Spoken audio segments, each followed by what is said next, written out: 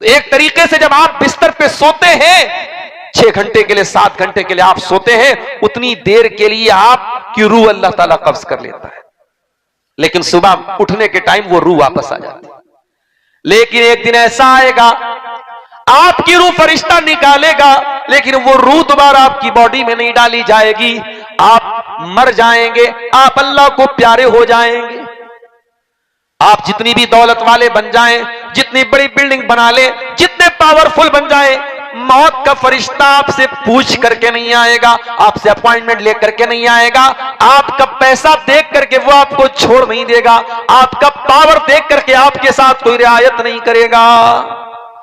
मौत तो अपने टाइम पर आएगी। हत्ता इज़ा जाअ अजलुहुम ला यस्ताखिरून साअतन वला यस्तक़दिमून। मौत आएगी तो एक पल आपको आगे पीछे फुर्सत नहीं मिलेगी। हत्ता इज़ा जाअ अहदहुमुल मौत क़ाल रब्बिरजिऊन। और मौत जब आएगी, इंसान कहेगा, आय अल्लाह, वन मोर चांस, एक मौका और दे दे, एक मौका और दे दे आय अल्लाह। क्यों मौका मांग रहा है? लड़की की शादी करने के लिए मांग रहा है। शादी से याद आया, इसी बंगाल में एक जगह है, कलकत्ता के अंदर मटिया बुर्ज, वहां गया, एक साहब ने बताया मुसलमान की शादी थी, अपनी बेटी को उसने जो जेवरात दिए थे, कई करोड़ के जेवरात उसने शादी में दे दिए। हमारे यूपी में मेरठ में भी एक शादी हुई, तो दुल्हे मियां को ससुराल से 2.5 करोड़ रुपए मिले थे शादी के मौके पर, और निकाह पढ़ाने वाले मौलवी को 11 लाख रुपए मिले थे। हमारे यहाँ मदरसे में जब ये न्यूज आई तो टीचरों ने कहा कि भाई चलो मदरसा छोड़ो, चलो चल के मेरठ में निकाह पढ़ाते। 11 लाख रुपए निकाह की पढ़ाई मिली। साली ने आकर के घड़ी पहनाई, तो साली साहिबा को घड़ी की पहनाई उन्होंने 11 लाख रुपए दे दी। ये मुसलमान है जिन्हें देख के शर्माए यहूद। ये मुसलमान की शादी है। सिद्धार्थनगर में शादी है मुसलमान की, 20 लाख रुपए उसने हवा में लहरा दिए, नोटों की गड्डियां उसने हवा में लहरा दी। साहब मैं बहुत दौलत वाला हूं। हत्ता इज़ा जाअ अहदहुमुल मौत। ऐ दौलत लुटाने वाले, ऐ जहेज लेने वाले, ऐ लंबी लंबी रकमों को लुटाने वाले, ऐ शादी ब्याह में फजूल खर्ची करने वाले, कल मौत तो तेरे पास भी आएगी, और जब मौत आएगी तो तू क्या कहेगा? रब्बिरजिऊन, ऐ अल्लाह एक मौका और दे दे। एक मौका और क्यों मांग रहा है? क्या बिजनेस को और बढ़ाना है? क्या बिल्डिंग को और ऊंचा बनाना है? क्या बिटिया की शादी करना है? क्यों एक मौका और मांग रहा है? कहता है लअल्ली अमलु सालिहन फीमा तरक्तु। कहेगा अल्लाह एक मौका और दे दे, मैं वादा करता हूं, आई प्रॉमिस, कि मैं दुनिया में अब वापस जाकर के नेक अमल करूंगा, ऐसा अमल करूंगा जिससे तू खुश हो जाएगा। अल्लाह फरमाता है कल्ला, ये नहीं हो सकता, इन्नहा कलिमतुन हुवा काइलुहा व मिन वराइहिम बरज़खुन इला यौम युबअसून। ऐ मेरे बंदे, ये नहीं हो सकता। अब तो मर गया, अब तेरी दुनिया अलग हो गई, अब तेरे बीच में और दुनिया वालों के बीच में एक बरज़ख खड़ी हो गई, एक बैरियर खड़ा हो गया। अब तू दुनिया वालों से कोई कांटेक्ट नहीं कर सकता। ये बॉलीवुड की फिल्मों में दिखाया जाता है ना, आत्मा वापस आती है दुनिया में, कोई आत्मा कभी वापस नहीं आती। किसी की कोई रूह कभी मरने के बाद वापस, लोग बोलते खुदकुशी करने वाले की आती है। क्यों भाई, उसकी क्यों आती है? बोले उसने आत्महत्या की है ना। अच्छा, तो उसकी रूह वापस क्यों आती है? बोले वो जब तक अपने असल टाइम उसका नहीं आ जाएगा तब तक रूह उसकी घूमती रहती है। तो भाइयों, जो आत्महत्या कर रहा है वो भी अपने असल टाइम पर ही मरा है। ये मत समझो कि वह टाइम के पहले मर गया है, उसकी मौत वैसे ही लिखी थी। अब कोई ये ना समझे इससे कि जब उसकी मौत लिखी थी तो आत्महत्या करने वाले को दोषी क्यों मानते हैं, वो गुनहगार क्यों है, वो एक अलग मसला है। तकदीर लिखी है, लेकिन हमें तदबीर का हुक्म है, हम मजबूर नहीं है। हमारी तकदीर में लिखा है कि हम ये काम करेंगे, मगर अल्लाह हमारा हाथ पकड़ के हमें मजबूर नहीं कर रहा। अल्लाह ने हमें सही और गलत का रास्ता बता दिया है। अगर हम गलत रास्ता चुनते हैं, अल्लाह की हमें सजा मिलेगी। दुनिया के सफर की इतनी तैयारी है मेरे भाई, इस सफर की कोई तैयारी नहीं। कुरान कहता है वतज़व्वदू फ़इन्न खैरज़्ज़ादित तक़वा। ऐ सफर के लिए निकलने वालों, जब सफर में जाया करो तो सफर का सामान लेकर के निकला करो। अल्लाह के नबी के दौर में यमन के कुछ लोग हज करने जब आते थे, उमरा करने, तो वो सामान लेके नहीं जाते थे। बोलते हम तो हज करने जा रहे हैं, अल्लाह के घर जा रहे हैं, हम पैसा लेके नहीं जाएंगे, हम सामान लेके नहीं जाएंगे, खाली हाथ जाते थे। और जब मक्के में जाते थे तो लोगों के सामने हाथ फैलाते थे।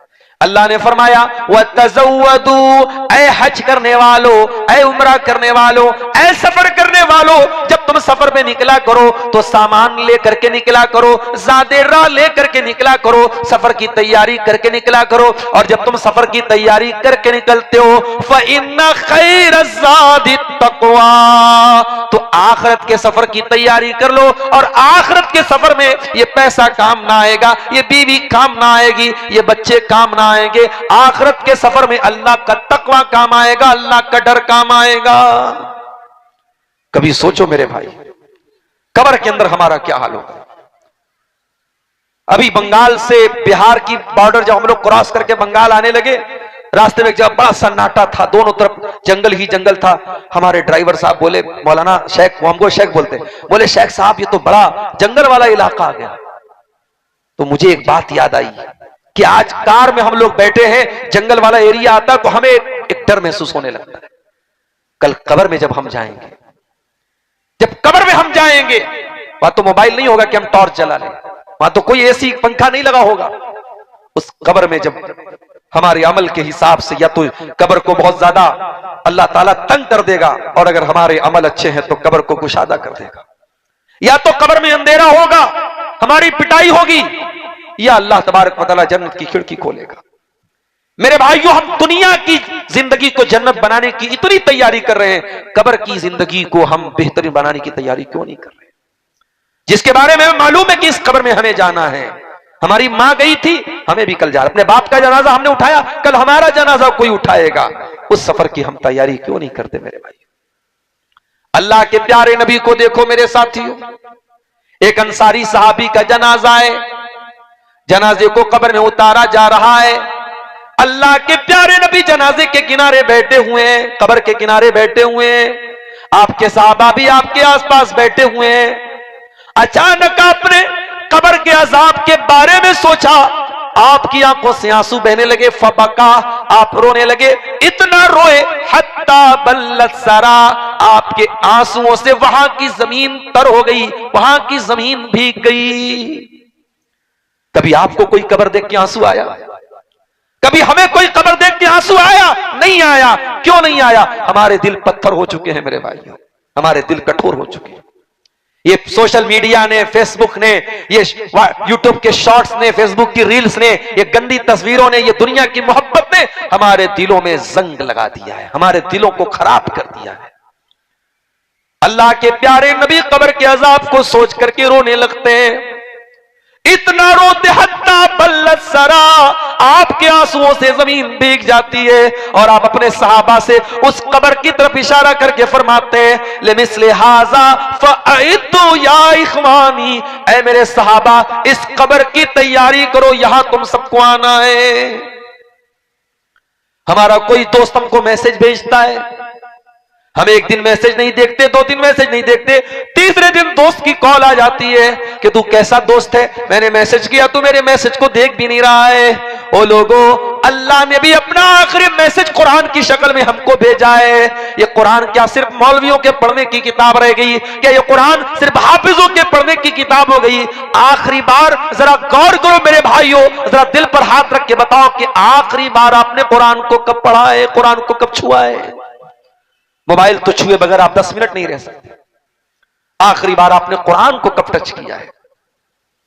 कल अल्लाह की अदालत होगी, अल्लाह की सुप्रीम कोर्ट होगी, और हमारे खिलाफ मुकदमा दायर होगा। और मुकदमा दायर करने वाले कौन होंगे? जनाब मोहम्मद रसूलुल्लाह सल्लल्लाहु अलैहि वसल्लम। और वो कहेंगे वक़ाल रसूलु या रब्ब इन्न कौमी इत्तखज़ू हाज़ल कुरआन महजूरा। रसूल कहेंगे अय अल्लाह, मेरी कौम ने कुरान को छोड़ दिया था, मेरी कौम कुरान को छोड़ चुकी थी, मेरी कौम का कुरान से कोई ताल्लुक नहीं था। रमजान आ रहा है, फिर हमें कुरान याद आएगा। एक महीना कुरान सुनेंगे पढ़ेंगे, उसके बाद उसको रेशम के कपड़े में लपेट के रख देंगे। फिर लोग मुफ्ती मौलवी साहब से मसला पूछे, मौलवी साहब कुरान अलमारी पे रखा था, गिर गया, क्या कफारा देना है, इसके बदले में क्या देना है? कुरान हमसे हमारे हाथ से गिर गया। अरे कुरान अलमारी से गिर गया, उतना बड़ा गुनाह नहीं, कुरान तेरे दिल से उतर गया, तेरी आंखों से उतर गया, तूने कुरान को पढ़ना बंद कर दिया, तूने कुरान को छूना बंद कर दिया। और मेरी मां और बहनों, आपसे भी कुछ शिकायतें। ये कुरान किसी जमाने में मुसलमानों की औरतें घर में सुबह सुबह फजर की नमाज पढ़ने के बाद मुसल्ले पर बैठकर कुरान पढ़ती थी। छोटे छोटे बच्चे जब उठते थे तो मां के कुरान की तिलावत सुन करके उठते थे, दादी की तिलावत की कुरान सुन करके उठते थे, नानी के यहां जाते थे, नानी की तिलावत की आवाज सुन करके उठते थे। अब वो नानियां चली गई, वो दादियां चली गई, अब वो अम्मियां चली गई, अब मम्मियां और आंटियां आ गई। अब ये कुरान नहीं पढ़ के सुन करके कुरान की सुबह इनकी नहीं होती है, इनकी सुबह होती है मोबाइल के सीरियल से और मोबाइल के गाने से और फेसबुक के जो है रील से। आज मुसलमान औरतों की शुरुआत होती है। और इसी कलिया चक में पहले भी मैं कह चुका हूं और आज भी कह रहा हूं कि हमारा जो माहौल खराब हो रहा है, इसमें बहुत बड़ा रोल हमारी औरतों का है। और इस पर आपको बहुत संजीदगी से और बहुत सीरियस होकर के इस पर आपको विचार करना पड़ेगा। मेरे भाइयों, मैं अपने इस इलाके के सरदार लोगों से कहूंगा, इस इलाके के जिम्मेदारों से कहूंगा, अपने गांव की, अपने इलाके की औरतों को आप दीन से जोड़ने का काम कीजिए। इसी बंगाल में कितनी मस्जिदों को मैं जानता हूं, बहुत शानदार मस्जिद, 2 मंजिला मस्जिद है, मर्दों के लिए पूरा इंतजाम है, औरतों के लिए कोई इंतजाम नहीं, औरतों के लिए कोई इंतजाम नहीं है। मौलवी साहब बेचारे हर जुमा को तैयारी करके आते हैं, आधा घंटे का खुतबा देते हैं, उर्दू में, बंगला में, जिसमें भी देते हो। औरतों से कोई मतलब नहीं, औरतें घर में बैठी हैं साहब, वो तो मछली बना रही हैं, चावल बना रही हैं, रोटी बना रही हैं, उनको क्या मतलब है? हमने अपनी औरतों को दीन से दूर कर दिया। हमारी मस्जिदों पर औरतों का इंतजाम नहीं, हमारे यहां जुमा की नमाज में औरतों का इंतजाम नहीं, घरों में औरतों के लिए कोई प्रोग्राम नहीं होता। और आप ये समझते हैं कि मालदार पाड़ा में साल में 2 दिन का हम प्रोग्राम करा लेंगे, अब्दुल गफ्फार साहब बनारस से आ जाए, शेख जर्जी साहब इटावा से आ जाए, बस साहब हमारी पूरी कौम ईमान वाली बन जाएगी। नहीं मेरे भाइयों, ये पॉसिबल नहीं। जब बीमारी बड़ी हो तो एंटीबायोटिक भी तगड़ा होना चाहिए। डॉक्टर का हमारे तो इस इलाके में बहुत सारे डॉक्टर लोग, हमारे उमर भाई भी कुछ प्रैक्टिस करते जानते होंगे, अगर इन्फेक्शन ज्यादा हो तो डॉक्टर जो है वो डोज बढ़ा देता है एंटीबायोटिक का। अगर छोटा मोटा जख्म है तो 250 mg की भी एंटीबायोटिक चला देगा। अगर वायरस ज्यादा है, इन्फेक्शन ज्यादा, नहीं साहब इसमें 500 जो है mg का चलेगा एंटीबायोटिक। आज हमारे समाज में बेहयाई का, बेपर्दगी का, बेगैरती का, जिनाकारी का, बदकारी का एंटीवायरस बहुत तगड़ा हो चुका है। और इस वायरस का एंटीवायरस और इस बैक्टीरिया का जो एंटीबायोटिक है वो भी हमें तगड़ा चलाना पड़ेगा। हमें औरतों पर मेहनत करने की जरूरत है मेरे भाई। मैं चाहता हूं कि आपके इस मालदार पाड़ा की कुछ लड़कियां ऐसी भी बने जो आलिमा बने, कहीं से भी पढ़ाई कर सकती हैं। अगर आपके कलिया चक में शेरशाही मदरसे में इंतजाम है या आपके औरंगाबाद में इंतजाम है, जहां पर भी लड़कियों के लिए पर्दे के साथ पढ़ाई का इंतजाम हो, कम से कम अपने गांव की 10-20 लड़कियों को आलिमा बनाइए। और वो लड़कियां जब आलिमा बन करके आए तो घरों में औरतों को वो बेदार करें, घरों में छोटे छोटे प्रोग्राम हो, और हर मस्जिद में जो जामा मस्जिद है जहां जुमा होता है वहां औरतों का इंतजाम हो। तो मेरे भाइयों कुछ परिवर्तन आएगा, कुछ तब्दीली आएगी। जब आप एंटीबायोटिक को तगड़ा करेंगे तब बैक्टीरिया खत्म होगा। आपकी औरतों को दीन से दूर करने के लिए बहुत लंबी चौड़ी प्लानिंग की जा चुकी है। कुरान कहता है वज़कुरना मा युतला फी बुयूतिकुन्ना मिन आयातिल्लाहि वल हिकमा। ऐ नबी की औरतों, तुम्हारे घरों में कुरान पढ़ा जाता है, तुम्हारे घरों में हदीस पढ़ी जाती है। ऐ नबी की औरतों, तुम कुरान को याद किया करो, तुम हदीस को याद किया करो। आज हमारे यहां कौन औरत है जो कुरान को याद करती है, जो हदीस को याद करती है? नबी के दौर में औरतें कुरान को याद करती थी, हदीस को याद करती थी। हमारे प्यारे नबी की जो बीवियां थी, जो हम सब की माएं थी, ओ मेरी प्यारी मां बहनों, कभी मौका मिले फेसबुक की दुनिया से बाहर निकल करके जरा अम्मा आयशा की जिंदगी के बारे में कुछ सुन लेना, पढ़ लेना।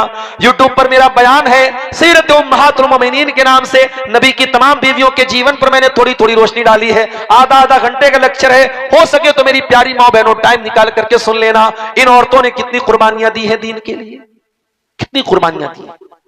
मैं कभी कभी हैरान हो जाता हूं, भाई नमाज पढ़ते हम और आप, नमाज कभी कभी छूट भी जाती है, बाद में हम लोग कज़ा करते हैं। अच्छा, जब कज़ा करते हैं तो फिर कभी ऐसा भी होता है कि हम फर्ज पढ़ लेते, सुन्नत नहीं पढ़ते। अरे यार अब तो कज़ा हो गई, चलो जोहर की 4 रकात पढ़ लेते हैं। ये होता है ना, आमतौर से यही होता है, लोग कज़ा करते हैं सुन्नत की नहीं, हालांकि सुन्नत की भी कज़ा करनी चाहिए। जो सुन्नत मुअक्कदा, जैसे जोहर अगर आपकी छूट जाए तो जोहर के पहले 4 रकात और जोहर के बाद 2 रकात, ये सुन्नत है। जब आप जोहर छूट जाए तो ये भी पढ़िए आप।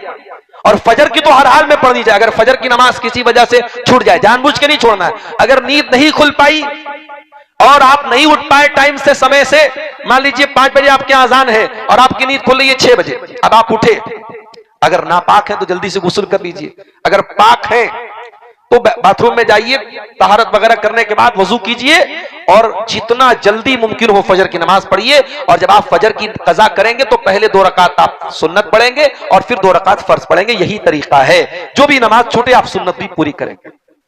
लेकिन प्रैक्टिकल में बात आपको बताऊं कि कभी कभी ऐसा होता है, अगर जोहर के टाइम मान लो मैं ट्रेन पे था, आजकल ट्रेन में माहौल ऐसा हो गया नमाज पढ़ने का नहीं हिसाब बन पाता है, अब बाद में हमको जोहर पढ़नी है तो आदमी सोचता है यार अब 4 रकात जोहर की फर्ज पढ़ना है, उसके पहले की सुन्नत पढ़ना है, आदमी सिर्फ फर्ज पढ़ लेता है, सुन्नत छोड़ देता है, ये सोच करके चलो फर्ज तो पढ़ लिया, सुन्नत नहीं पढ़ा, क्या मसला है। लेकिन मैं आपको एक हदीस सुनाने जा रहा हूं। यह हदीस कौन रिवायत कर रहा है? अल्लाह के नबी की बीवी हजरत उम्मे हबीबा रजी अल्लाह तआला अन्हा। उम्मे हबीबा कहती हैं, सही मुस्लिम की रिवायत है, मालदार पाड़ा के लोगों जरा गौर से सुनना।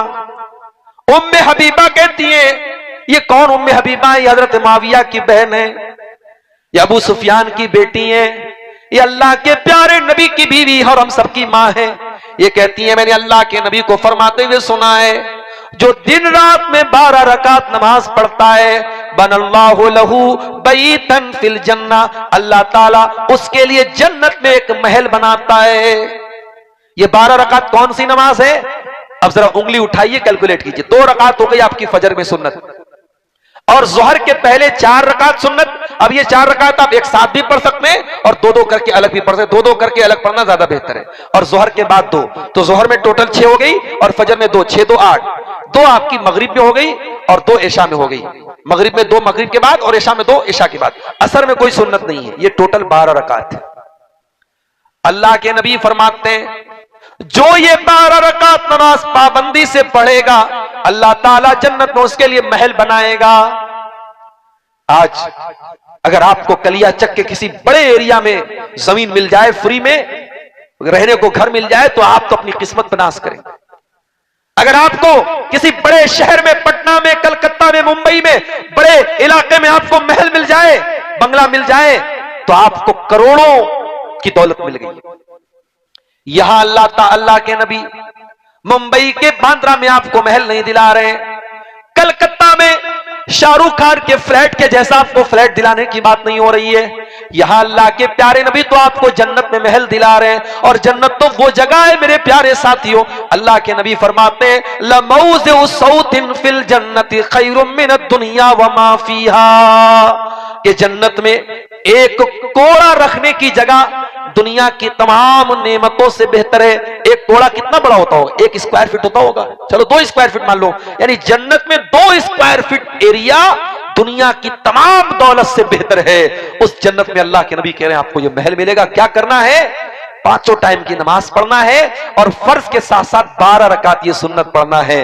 उम्मे हबीबा कहती हैं, जब से मैंने नबी से ये हदीस सुनी है, बड़े गौर से सुनना मेरी मां और बहनों, उम्मे हबीबा औरत है, कहती है जब से मैंने ये हदीस सुनी है, मां तरक्तुहुन्ना, मैंने ये 12 रकात नमाज कभी नहीं छोड़ी है। मैं आज जब ये हदीस पढ़ता हूं कांप जाता हूं कि आज बड़े बड़े मर्दों के बस की बात नहीं कि ये 12 रकात नमाज के बारे में दावा करके कह दे मेरी कभी नहीं छूटी है। उम्मे हबीबा कहती है मेरी ये 12 रकात कभी नहीं छूटी। ईमान हो तो ऐसा हो, नबी की सुन्नत पर अमल करने का जज्बा हो तो ऐसा हो मेरे भाई। नबी के दौर की औरतें भी बड़ी शानदार होती थी।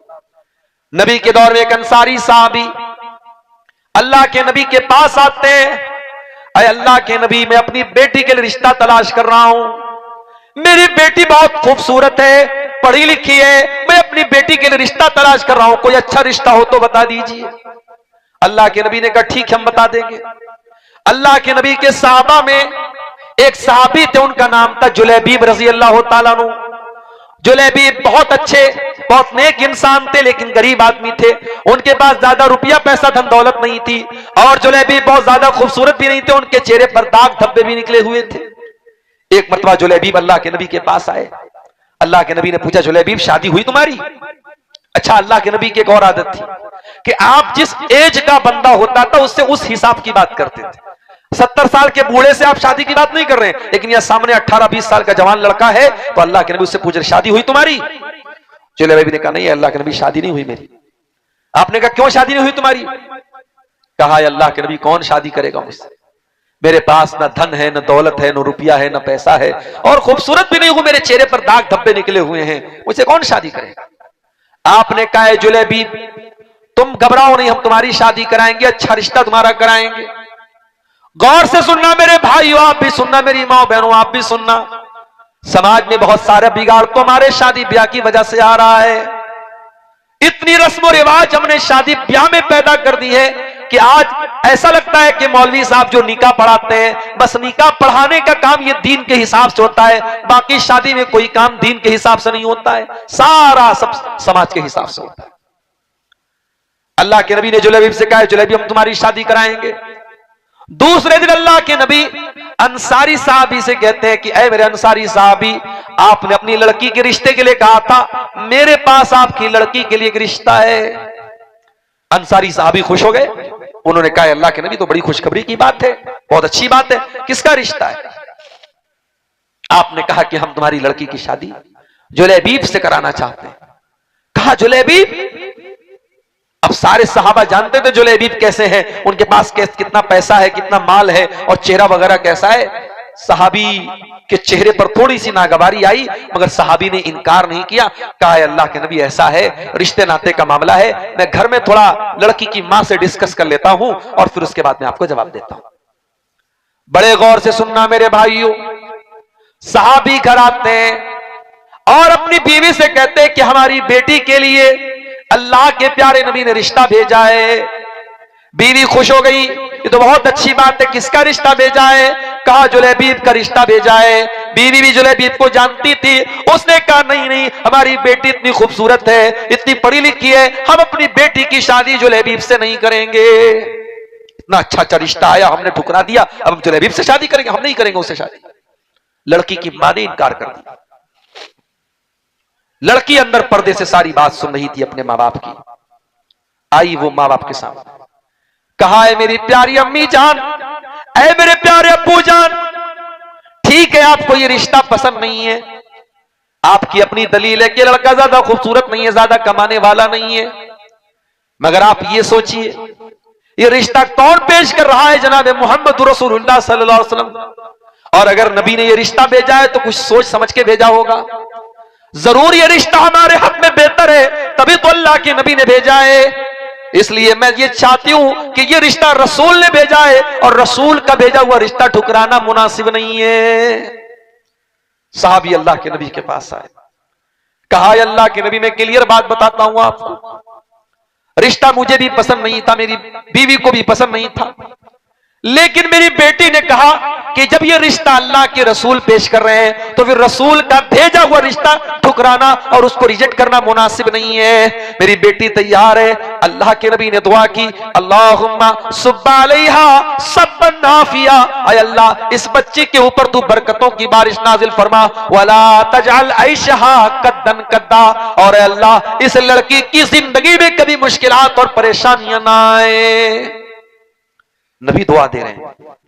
इसका मतलब यह हुआ कि अगर कोई लड़का या लड़की अच्छा काम करे, दीनदारी का काम करे, तो जो समाज के नेक लोग हैं उनको हौसला बढ़ाना चाहिए, उसको इंकरेज करना चाहिए, उसको दुआ देनी चाहिए। नबी ने दुआ दी उस लड़की को। लड़की की शादी जुलैबीब से हो जाती है। दोनों मियां बीवी हंसी खुशी जिंदगी गुजार रहे हैं। कुछ दिनों के बाद एक जंग होती है, और जंग में अल्लाह के नबी जब जाते हैं, आपके सहाबा जाते हैं, तो उन सहाबे किराम में हजरत जुलैबीब भी तशरीफ ले जाते हैं। और जंग जब खत्म हो जाती है, अल्लाह के प्यारे नबी अपने साहबा से कहते हैं, जो मेरे साहबा शहीद हो गए जरा उनकी लाशों को इकट्ठा करो। साहबा की लाशों को इकट्ठा किया जाने लगा। अल्लाह के नबी ने सारी लाशों को देखा, कहा ओ लोगों, मैं सारी लाशों को देख रहा हूं लेकिन मुझे एक लाश नजर नहीं आ रही है, मुझे जुलैबीब नजर नहीं आ रहे हैं। जब जुलैबीब जिंदा नहीं बचे तो जुलैबीब भी जरूर शहीद हो गए, जरा तलाश करो उनकी लाश कहां है।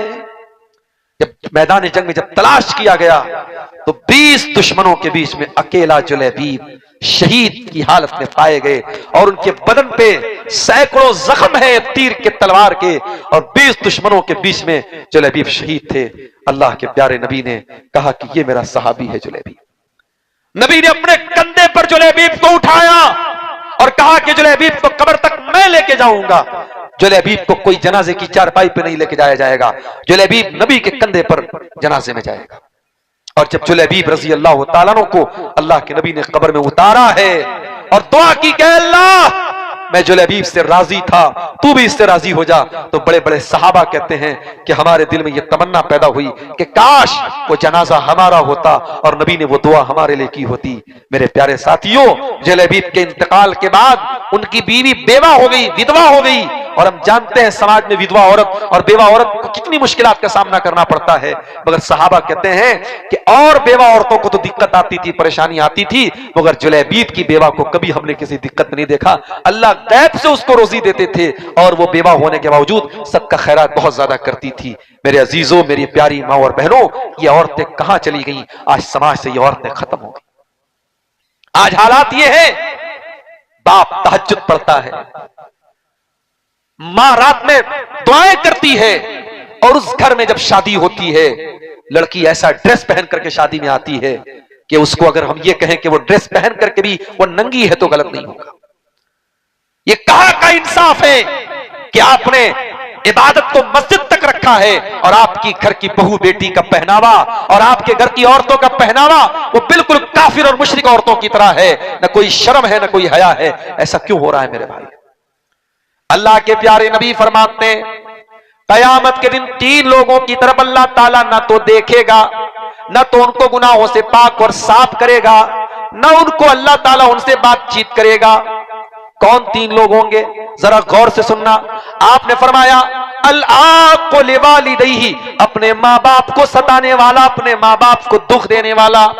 हो सकता है आपके माँ बाप का कोई फैसला गलत हो जाए, जरूरी नहीं 100% माँ बाप सही हो, जरूरी नहीं उनकी हर बात सही हो।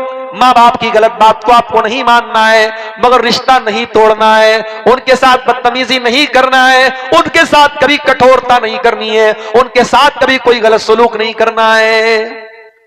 कितनी माएं हैं, शादी की बच्चे की, बहू आई, बेटा बहू से मोहब्बत करता है, कोई हर्ज की बात नहीं, मगर बहू के लिए अपनी मां को रुला रहा है और मां को ताने दे रहा है और मां को तकलीफ दे रहा है, यह भी गलत है। और मां का यह सोचना कि शादी के बाद भी मेरा बेटा मुझे उतना ही समय दे जितना शादी के पहले देता था, यह भी गलत है।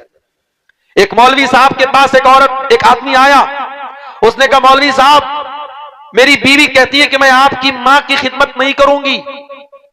बोले क्यों, ऐसा क्यों बोलती है? कहा मेरी बीवी बहुत पढ़ी लिखी आलिमा है, फाजिला है, वो कहती है कि मेरे ऊपर आपकी मां की खिदमत लाजिम नहीं है, कहीं कुरान में लिखा है तो दिखा दो मां की बहू को सास की खिदमत करना है, कहीं नहीं लिखा है बहू को सास और ससुर की खिदमत करना, लिहाजा मैं आपकी मां की खिदमत नहीं करूं। मौलवी साहब बहुत होशियार थे, कहते वैसे भी कहते हैं मौलवी साहब से बच के रहना चाहिए, तो मौलवी साहब के पास दिमाग बहुत होता है माशाअल्लाह। मौलवी साहब ने कहा भाई एक काम कर, तू अपनी बीवी से कह दे बहुत अच्छी बात है, तू आज से मेरी मां की खिदमत करना बंद कर दे, तेरे ऊपर मेरी मां की खिदमत करना जरूरी नहीं है, लेकिन मेरे ऊपर तो मेरी मां की खिदमत करना जरूरी है ना। अब आज से मैं अपनी मां का सारा ख्याल रखूंगा, फिर तू ये शिकायत मत करना कि मैं तुझे टाइम कम दे रहा हूं। अब मैं अपनी मां को खिलाऊंगा, उसको उसके कपड़ों को मैं धुलूंगा, उसकी सारी जरूरतों का ख्याल मैं रखूंगा। दूसरी बात ये अपनी बीवी से जाके ये भी बोल देना कि कुरान में ये भी नहीं लिखा है कि सास की खिदमत करो, हदीस में ये भी नहीं लिखा है ससुर की खिदमत करो, तो कुरान में ये कहां लिखा है कि बीवी को सोने का जेवर ला के दो? कुरान में यह कहां लिखा है कि बीवी को शॉपिंग मॉल में ले जाके शॉपिंग कराओ? कुरान में यह भी नहीं लिखा है कि बीवी को कहीं घुमाने लेके जाओ। तो आज से तुम्हारा घुमाना फिरना, तुम्हारा जेवरात, तुम्हारा शॉपिंग करना सब बंद। शौहर ने जाके बीवी से कहा, बीवी समझ गई कि किसी मौलवी ने इसको पढ़ाया है। कहा कि नहीं नहीं, मैं अपनी बात से रुजू करती हूं, मैं आपकी मां की खिदमत करूंगी, आपकी मां को अपनी मां समझूंगी। तो ये बड़ा अजीब तमाशा हो रहा है। कहीं कहीं सास की भी गलती होती है। मैं एक तरफा बात नहीं बोलूंगा, बहुत सारे केस ऐसे आए हैं सास ज्यादती से काम ले रही है, बहू को ताना मारती है। दो बहुएं आई हैं, एक बड़े घर की आई है, एक थोड़े कमजोर घर की आई है।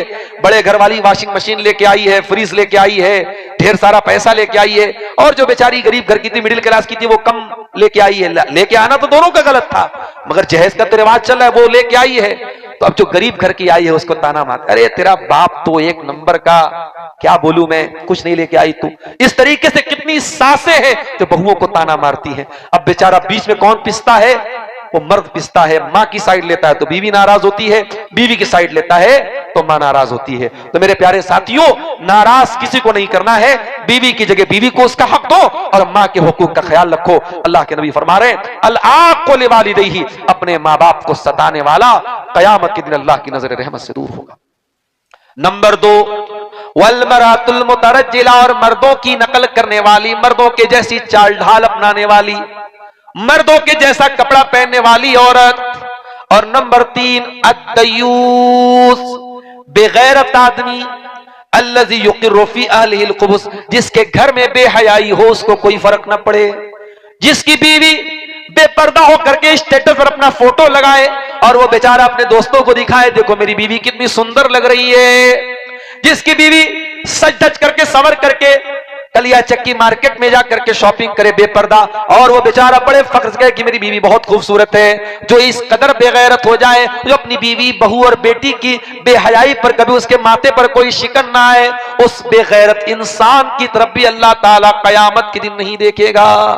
ये बहुत बड़ा मसला हमारे समाज का बनता जा रहा है। बेहयाई तो अपनी जगह है, ये जो बेगैरती आई है। और मुझे कभी कभी अकबर इलाहाबादी का वो शेर याद आता है कि बेपर्दा नजर आई कल जो चंद बीबियां, अकबर ज़मीन में गैरत कौमी से गड़ गया, पूछा जो उनसे आपका पर्दा वो क्या हुआ, कहने लगी कि अक्ल पे मर्दों के पड़ गया।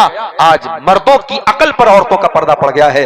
मेरी प्यारी माँ और बहनों, हमें और आपको अगर अपने समाज को सुधारना है, अपने हालात को सुधारना है, मुसलमान औरत को यह बात याद रखनी चाहिए, उसे मुसलमान बन के रहना है। मुसलमान औरत हर जगह मुसलमान बन के रहे। अगर वो अपने घर में है तब भी मुसलमान बन के रहे, मार्केट में है तब भी मुसलमान बन के रहे। उसका शरीर, उसका जिस्म कोई खिलौना नहीं है कि जिसका मन चाहे, जिसका दिल चाहे देख ले। एक औरत, मुसलमान औरत जब घर से बाहर निकले, वो ऐसे कपड़े और ऐसी चादर में निकले, ऐसे नकाब में और ऐसे पर्दे में निकले कि कुरान कहता है ज़ालिका अदना अन युरफ़ना फला युज़ैन, कि दुनिया उसे पहचान जाए कि हाँ ये इज्जतदार घर की औरतें हैं, ये पर्दा करने वाली औरतें। अब औरतों पर तो बातें हो गई, आखिर के 15 मिनट में थोड़ा सा अपने नौजवानों का भी टाइम लेना चाहता हूं। बहुत ठंडी के मौसम में आप बैठे हैं, थोड़ा सा आपको गर्म करना चाहता हूं, थोड़ी आपके अंदर ईमान की गर्मी पैदा करना चाहता हूं। मेरे नौजवान साथियों, आज अल्लाह का फजलो करम है कि मुंबई से लेकर के बंगाल तक हर इलाके में जहां हमारे मुसलमान हमें बुलाते हैं, दावत देते, वहां हमारा जाने का इत्तेफाक होता है। लेकिन एक चीज कॉमन हम देख रहे हैं अपनी इस कौम के अंदर कि हमारा नौजवान बहुत बुरी तरीके से इस्लाम से दूर हो रहा है। मुसलमान नौजवान दीन से दूर हो रहा है। अभी मुंबई के अंदर एक इलाका है मुंब्रा, वहां पर बाकायदा स्कूल के बच्चे 18 साल के नहीं और भी कम साल के, 15 साल के, 14 साल के बच्चे वो ड्रग्स ले रहे हैं। यकीन करें वो नशीला पाउडर ले रहे हैं, इतना खतरनाक पाउडर।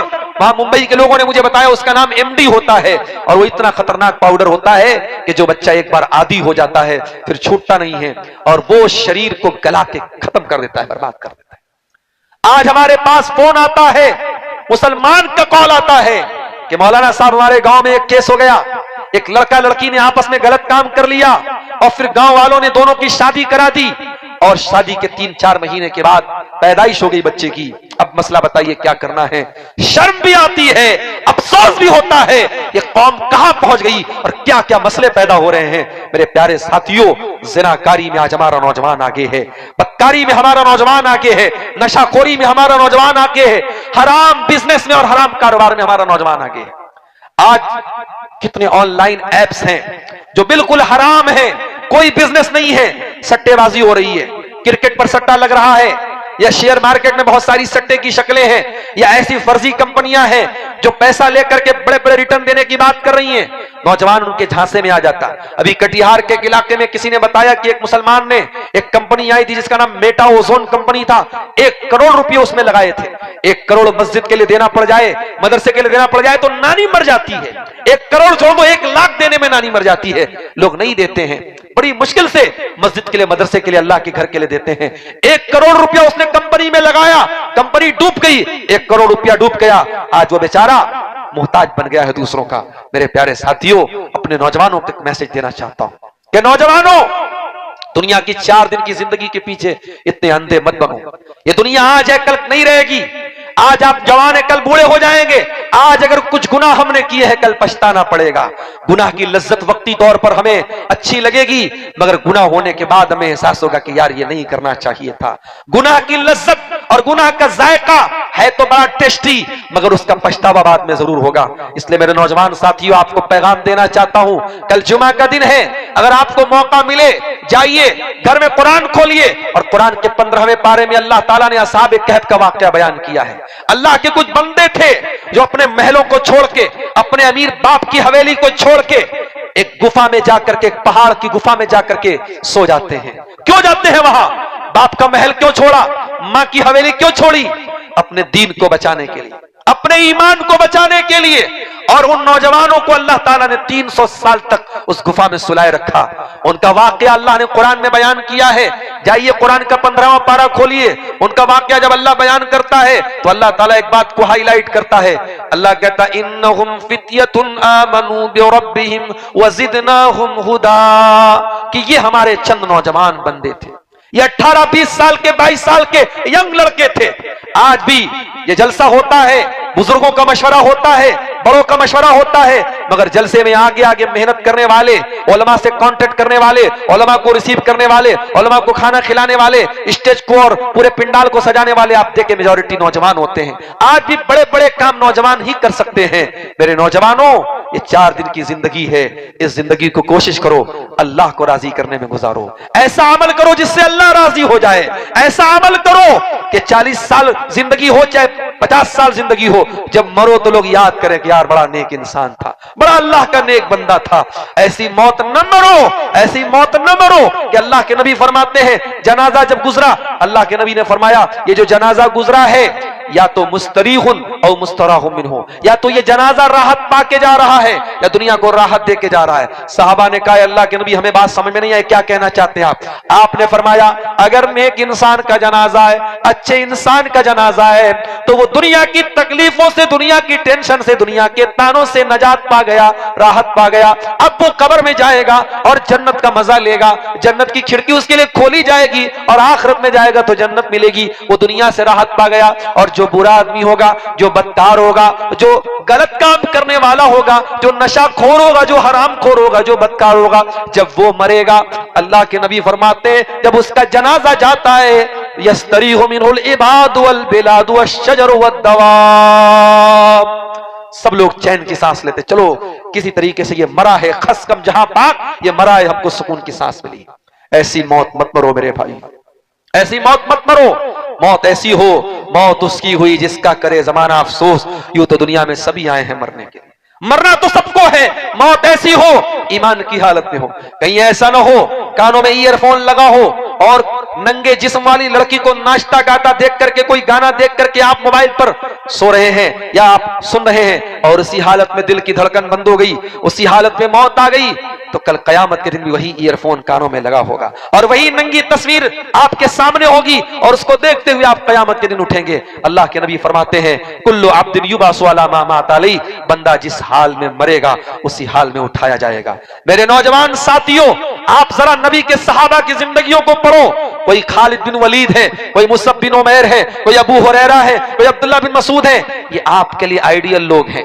कभी मौका मिले फेसबुक की दुनिया से, इंस्टाग्राम की दुनिया से बाहर निकलो और नई टाइम में किताब पढ़ने का, जाओ किसी ऑथेंटिक आलिम, किसी अच्छे आलिम की तकरीर में उनके वाकयात को सुनो, आपके रोंगटे खड़े हो जाएंगे, आपके रोंगटे खड़े हो जाएंगे। क्या लोग थे ये! अबू हुरैरा रज़ी अल्लाह तआला अन्हु कौन है?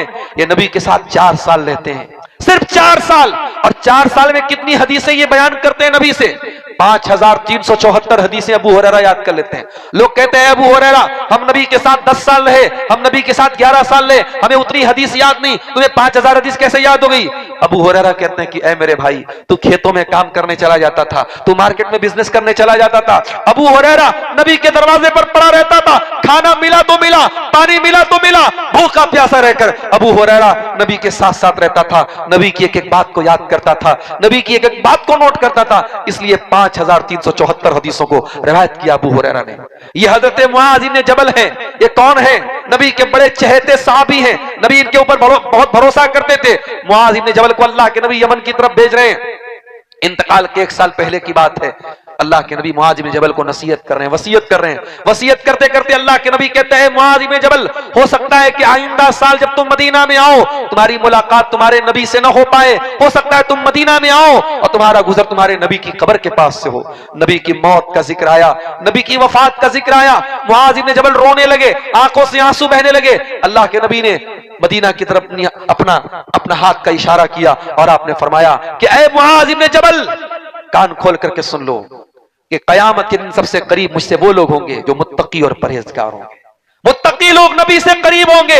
मेरे नौजवान साथियों, अगर आपके दिल में नबी का साथ पाने की तमन्ना है, नबी के हाथों कौसर का जाम पीने की तमन्ना है, रात में तकरीर अगर सुनने का गट्स है, तो सुबह फजर की नमाज उठने का भी गट्स पैदा करो। आपके हाथों में इंटरनेट भरा मोबाइल है, सोशल मीडिया वाला मोबाइल है, उस पर गलत और गंदी चीजें भी है, उस पर अच्छी चीजें भी है। जब शैतान आपको गलत चीजों की तरफ लेके जाने की कोशिश करे, तो अपने नफ्स से कह दे, अपने नफ्स से कह दो कि मैं इस मोबाइल पर जो गलत चीजें देखूंगा, हो सकता है मैं डिलीट कर दूं, हो सकता है कि दुनिया वालों को इसके बारे में न पता चले, मगर उस अल्लाह को क्या जवाब दूंगा? यालमु खाइनतल आयुनि वमा तुख्फिस सुदूर, जो आंखों की चोरी को भी जानता है, जो दिलों के छुपे हुए भेद को भी जानता है। अपने दिल से कह दो कि कोई देखने वाला नहीं है, कोई कैमरा नहीं है, अल्लाह का कैमरा 24/7 ऑन है, अल्लाह का कैमरा चल रहा है। व इन्ना अलैकुम लहाफिज़ीन किरामन कातिबीन यअलमून मा तफ़अलून, अल्लाह के किरामन कातिबीन तो एक एक बात को लिख रहे हैं। मेरे प्यारे साथियों, तकवा इसी का नाम है कि हर हालत में इंसान के दिल में इस बात का एहसास हो, अल्लाह देख रहा है, अल्लाह का डर इंसान अपने दिल में पैदा करे। मेरे नौजवान साथियों, आप जलसा सुनते हैं, उलमा के बयानात सुनते हैं, उलमा से मोहब्बत करते हैं, लेकिन अगर उलमा की तकरीरों पर और उनकी कही गई बातों पर अमल नहीं करते हैं, तो माफ कीजिए, इस मोहब्बत का कोई मतलब नहीं। अब्दुल गफ्फार साहब थे की तकरीरें आपने बहुत यूट्यूब पर सुनी होगी, उनके साथ कभी आपने सेल्फी भी ली होगी, मगर इस सेल्फी और इस मोहब्बत का कोई फायदा अल्लाह के आपको नहीं मिलेगा अगर इस मोहब्बत के साथ साथ ये जज्बा भी ना हो कि हाँ, हम उनकी बातों पर अमल भी करेंगे। आज मस्जिदों का हाल ये है कि मस्जिदें मरसिया खा है कि नमाजी न रहे। मन अपना पुराना पापी था, बरसों में नमाजी बन न सका।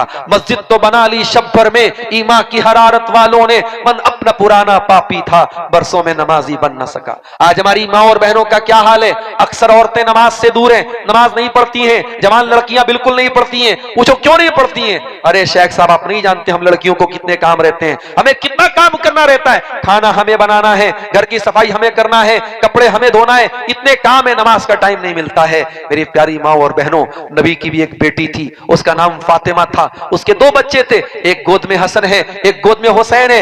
हसन और हुसैन की परवरिश करने वाली माँ हाथों से चक्की भी चलाती है और जबान पर कुरान की तिलावत भी है। जब जबान पर कुरान की तिलावत हो तो उस गोद में हसन और हुसैन पलते हैं। मेरी प्यारी माँ और बहनों, आज फातिमा की जैसी माओं की जरूरत है, आज मरियम के जैसी पाक दामन औरतों की जरूरत है। मरियम कौन थी? मरियम वो थी अल्लती अहसनत फरजहा, जिन्होंने अपनी आबरू की हिफाजत की। जो मरियम, जमाने ने उन पर झूठा इल्जाम लगाया, जब गोद में बच्चा लेके पहुंची, जमाने ने कहा है मरियम किसका पाप लेके आई है। मरियम एक कुंवारी औरत है, अल्लाह ने अपनी कुदरत से मोजज़े के तौर पर कुंवारी लड़की को मां बना दिया। और कुंवारी लड़की जब अपने बच्चे को लेके आई है, ईसा इब्न मरियम को लेके आई है गोद में, और कौम के लोग मरियम पर इल्जाम लगाते कि ऐ मरियम, तूने पाप किया है, तूने गुनाह किया है, तूने गलत काम किया है। एक पाक दामन औरत पर जब ज़िना की तोहमत लगी, अल्लाह की कुदरत को जोश आया और वो दूध पीता बच्चा अपनी माँ की गोद से अपनी माँ की पाक दामनी की गवाही देता है और बच्चा कहता है इन्नी अब्दुल्लाह आतानियल किताब व जअलनी नबिय्या। ऐ लोगों, कान खोल करके सुन लो, मेरी माँ के कैरेक्टर पर कोई सवाल न उठाना, मेरी माँ को कुछ बुरा भला न कहना। मैं अल्लाह का बंदा हूं, मैं अल्लाह का बंदा हूं, मैं ईसा इब्ने मरियम हूं, मुझे अल्लाह ने बगैर बाप के पैदा किया है, मुझे बरकत वाला बनाया है, मैं अपनी मां के साथ अच्छा सलूक करने वाला हूं। जब मां पाक दामन है और मां के किरदार पर किसी ने झूठा इल्जाम लगाया, अल्लाह ने दूध पीते बच्चे को मां की गवाही में खड़ा कर दिया। मेरी प्यारी मां और बहनों, आज मरियम की जैसी मां की जरूरत है, आज आसिया की जैसी मां की जरूरत है। फिरौन जैसे जालिम शौहर की बीवी है, फिरौन के महल में रहती थी, आराम से खाती थी पीती थी। जब आसिया ईमान ले आई, मुसलमान हो गई, फिरौन ने जेल में डलवा दिया, हाथों में पैरों में जंजीरें डाल दी, हथकड़ियां डाल दी। आसिया दुआ करती अल्लाह की बारगाह में, कहती रब्बि इब्न ली इंदक बैतन फिल जन्नह वनज्जिनी मिन फिरौन व अमलिही वनज्जिनी मिनल कौमिज़ ज़ालिमीन। आय अल्लाह, मैं तेरी बंदी आसिया हूं, फिरौन की बीवी हूं। आय अल्लाह, तेरी खातिर, तेरी तौहीद की खातिर, तेरे ईमान की खातिर, इन्नल्लाह ला युगय्यिरु मा बिकौमिन हत्ता युगय्यिरु मा बिअनफुसिहिम वइज़ा अरादल्लाहु बिकौमिन सूअन फला मरद्द लहु वमा लहुम मिन दूनिही मिन वाल। अल्लाह ताला किसी कौम के हालात को नहीं बदलता है, किसी कौम की परिस्थितियों को, किसी कौम की कंडीशन को नहीं बदलता है, जब तक वो कौम अपनी हरकतों को, अपने आमाल को, अपने कामों को, अपनी एक्टिविटीज को न बदल ले।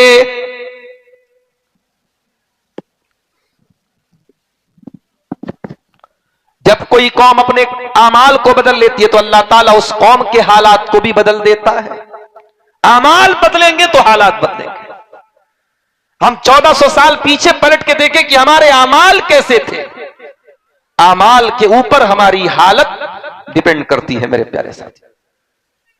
हजरत उमर फारूक का दौर देखिए, उस जमाने की दो सुपर पावर है, रोमन एम्पायर और पर्शियन एम्पायर। एक तरफ रोम की हुकूमत है, ईसाई हुकूमत है, कैसर जिसको बोलते थे, और दूसरी तरफ ईरान की हुकूमत थी जिसको किसरा बोला करते थे। इस्लाम का झंडा किसरा के महल में भी चला, इस्लाम का झंडा कैसर के महल में भी फहराया गया। ईरान भी, मुसलमानों के आगे ईरान की ताकत को भी झुकना पड़ा और रोम की ताकत को भी झुकना पड़ा। मुसलमानों ने वहां तक इस्लाम के झंडे को पहुंचा दिया जहां तक कोई तसव्वुर भी नहीं कर सकता था, सोच भी नहीं सकता था।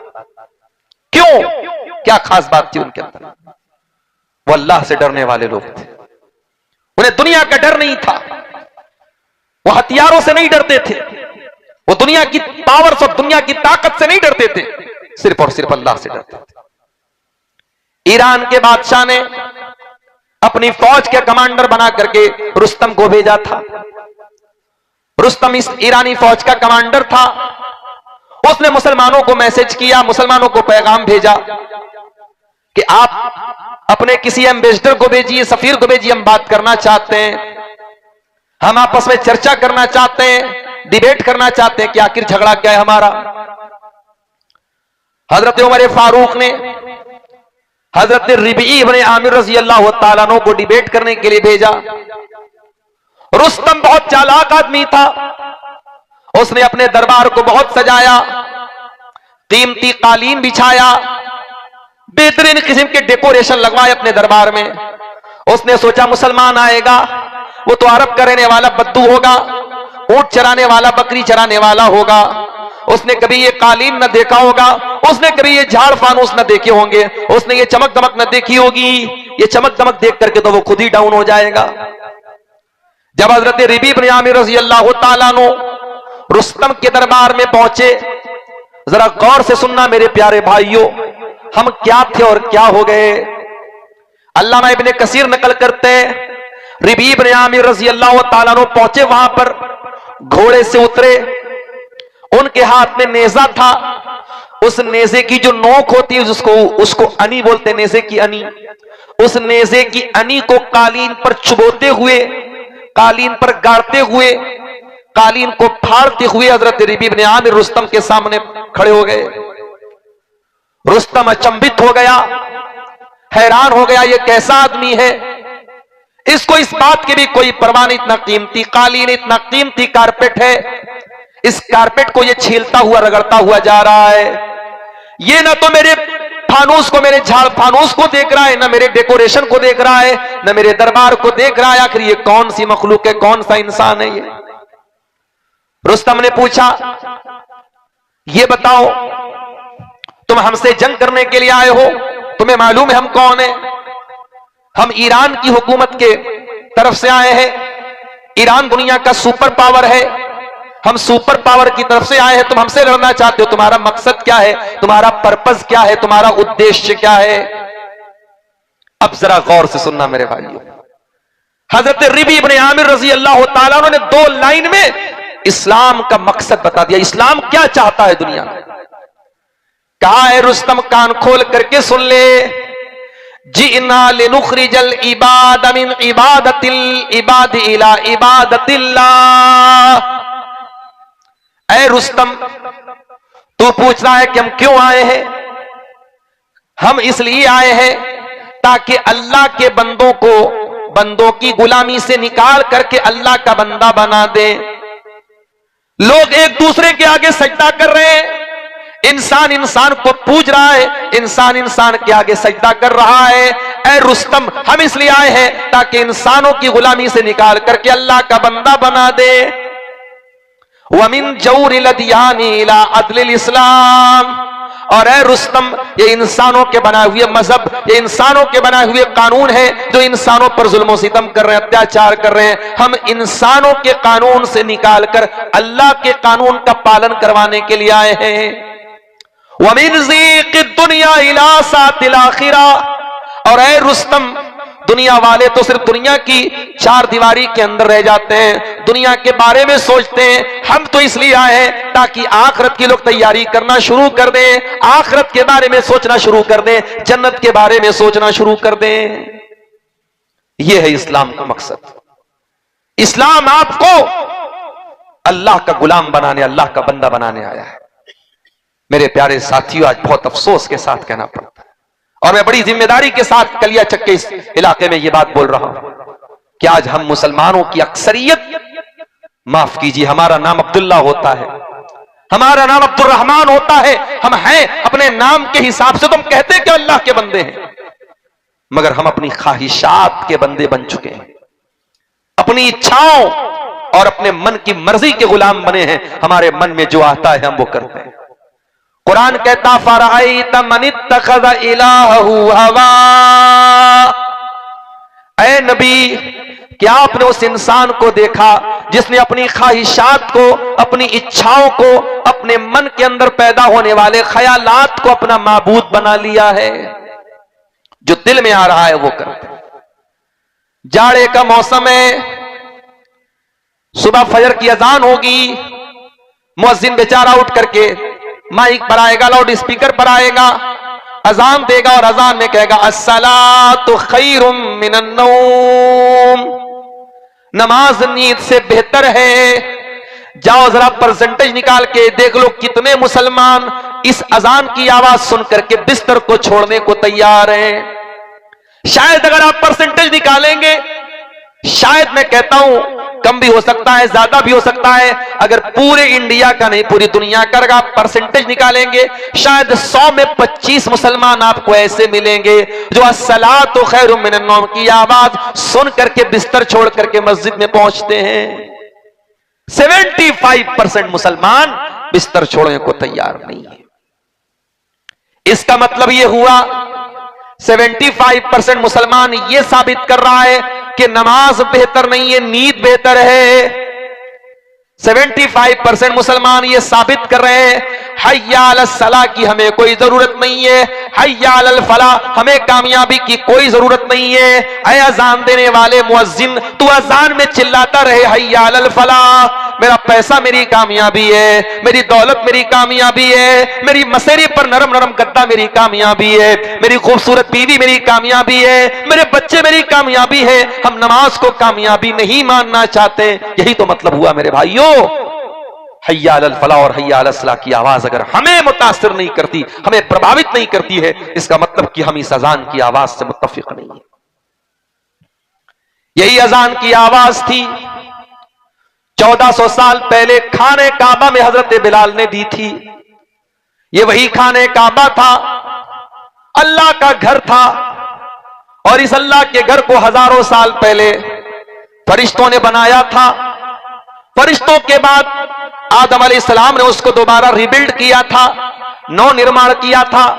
फिर जमाने के साथ साथ ये खाने काबा, इसकी दीवारें टूट गई, इसका निशान खत्म होने लगा। फिर इब्राहिम अलैहिस्सलाम नाम के एक पैगंबर आए और अल्लाह ताला ने इब्राहिम को हुक्म दिया था और उन्होंने खाने काबा को बनाया था। इब्राहिम ने जब खाने काबा को बनाया था, अल्लाह ने उनको हुक्म दिया था अंताहिरा बैती लित्ताइफीना वल काइमीना वर्रुक्इस सुजूद। ऐ इब्राहिम, तुम खाने काबा तो बना रहे हो, तुम अल्लाह का घर तो बना रहे हो, मगर खबरदार इस घर में कोई गंदा काम नहीं होना चाहिए, कोई नापाक काम नहीं होना चाहिए। ये अल्लाह का घर है, इसमें कभी गैरुल्लाह की इबादत नहीं होनी चाहिए। इसमें तवाफ करने वाले तवाफ करते रहेंगे, इसमें नमाज पढ़ने वाले नमाज पढ़ते रहेंगे, इसमें सजदा करने वाले सजदा करते रहेंगे। ऐ इब्राहिम, हमेशा इस घर को पाक रखना। और इब्राहिम पूरी जिंदगी इस घर की हिफाजत करते रहे। इब्राहिम अलैहिस्सलाम के बाद उनकी औलाद में आगे चल करके ऐसे लोग पैदा हुए जिन्होंने उस खाने काबा में 360 पत्थर की मूर्तियां रख दी। 360 पत्थर के बुत रख दिए उस खाने काबा में। और जब हमारे नबी सल्लल्लाहु अलैहि वसल्लम दुनिया में आए तो उस खाने काबा में 360 बुत रखे हुए थे। मेरे प्यारे साथियों, अल्लाह के प्यारे नबी ने जब मक्का फतह किया सन 8 हिजरी में, और आप सहाबे किराम को लेकर के मक्का में दाखिल हुए, एक एक करके आपने मक्का से खाने काबा से सारे बुतों को निकाला और उसी खाने काबा की छत पर हजरत बिलाल ने अजान दी थी। यही वो अजान की आवाज थी जिसने पूरी दुनिया को तौहीद का पैगाम दिया था। आज हर गांव की मस्जिद से अजान हो रही है, हर मोहल्ले की मस्जिद से अजान की आवाज आ रही है, मगर दुनिया में कोई परिवर्तन नहीं आ रहा है। क्यों? क्योंकि खुद हमारे अंदर कोई परिवर्तन नहीं, हम खुद तब्दील होना नहीं चाहते। आज हालात ये है कि जो हमें चाहता है तोड़ देता है, मरोड़ देता है। दुनिया की ताकतें मुसलमानों को लूटने के लिए बेताब बनी। अभी सीरिया की मैं बात कर रहा था, सीरिया एक जालिम से आजाद हुआ, दूसरा जालिम फिर इस्राइल वहां पे हमला कर रहा है। मर कौन रहा है? गरीब मुसलमान मर रहा है, उसके बच्चे मर रहे हैं, उसकी औरतें मर रही। हालात ये आ गए। अल्लाह के नबी की वो हदीस हमें याद आती है। अल्लाह के प्यारे नबी फरमाते हैं यूशिकुल उमम तदा अलैकुम कमा तदा लकलतु इला कसातिहा। ऐ मेरी उम्मत के लोगों, वो जमाना भी तुम पर आएगा जब दुनिया की सारी कौमें तुम पर टूट पड़ेंगी जिस तरीके से खाने वाले प्याले के ऊपर टूट पड़ते हैं। सहाबे किराम ने पूछा, अल्लाह के नबी, क्या उस वक्त हमारी संख्या बहुत कम होगी? अमिन किल्लतिन नहनु यौमइज़िन, क्या हमारी तादाद कम होगी? आपने फरमाया नहीं नहीं, तादाद तो बहुत ज्यादा होगी। वलाकिन्नकुम गुसाउन का गुसाई सैल, लेकिन तुम पानी के ऊपर जो झाग होता है, जो बुलबुले होते हैं, तुम उस झाग के जैसे हो जाओगे। अल्लाह ताला दुश्मनों के दिलों से तुम्हारे भय को निकाल देगा। तुम्हारे दिल के अंदर अल्लाह ताला दुश्मन का डर डाल देगा और तुम्हारा दिल तुम्हारे दुश्मन के दिल से निकाल देगा। अभी 1 महीना पहले की बात है, बनारस में मैं जा रहा था, बाइक चला रहा था भाई, कहीं जाना था, मुझे जल्दी थी, बाइक लेके मैं जा रहा था और इत्तेफाक से हेलमेट मैंने नहीं पहना था।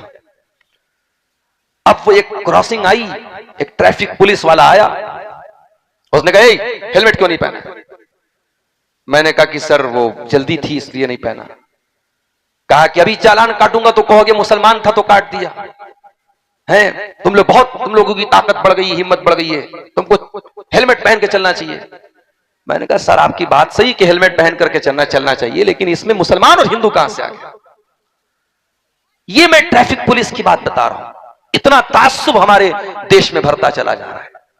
हाई कोर्ट का एक जज इलाहाबाद के अंदर एक प्रोग्राम में तकरीर में कह रहा है कि ये कठमुल्ले, ये भारत के लिए बहुत बड़ा खतरा है।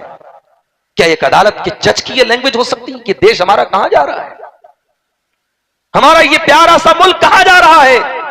जिस मुल्क को आजाद कराने के लिए हमारे उलमा ने कुर्बानियां दी, हमारे बाप दादा इस मुल्क की आजादी के लिए लड़े हैं, उनका खून बहा है। इस मुल्क की आजादी तब जाकर के मिली है मेरे प्यारे साथी, जब गुलिस्तान को खून की जरूरत पड़ी तब हमारी ही गर्दन कटी, फिर भी कहते हैं हमसे ये अहले वतन, ये वतन है तुम्हारा हमारा नहीं। मेरे प्यारे साथियों, नबी की हदीस अपने सामने रखी।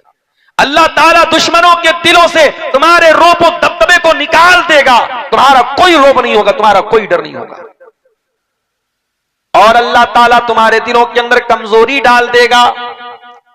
साहबा ने पूछा, अल्लाह के नबी कमजोरी किसको बोलते हैं? आपने फरमाया हुब्बुद दुनिया, तुम दुनिया से बहुत ज्यादा मोहब्बत करने लगोगे। व कराहियतुल मौत, और मौत से तुम नफरत करने लगोगे। अब यहां पे एक सवाल पैदा होता है, क्या दुनिया से मोहब्बत नहीं करनी चाहिए? देखो, एक होती है दुनिया से नेचुरल मोहब्बत। अगर कोई मौलाना साहब बोले मुझे पैसे से मोहब्बत नहीं है, गलत बोल रहे हैं। कोई नमाजी आदमी, परहेजगार आदमी, मुत्तकी आदमी बोले कि नहीं भाई मुझे माल से कोई मोहब्बत नहीं, झूठ बोल रहा है। क्यों? इसलिए कि एक नेचुरल मोहब्बत तो माल की सबके दिल में, और ये कुरान कह रहा है वइन्नहु लिहुब्बिल खैरि लशदीद, इंसान माल की मोहब्बत में बहुत सख्त है, इंसान के दिल में माल की बहुत ज्यादा मोहब्बत है। तो दुनिया की नेचुरल मोहब्बत गलत नहीं है मेरे भाई।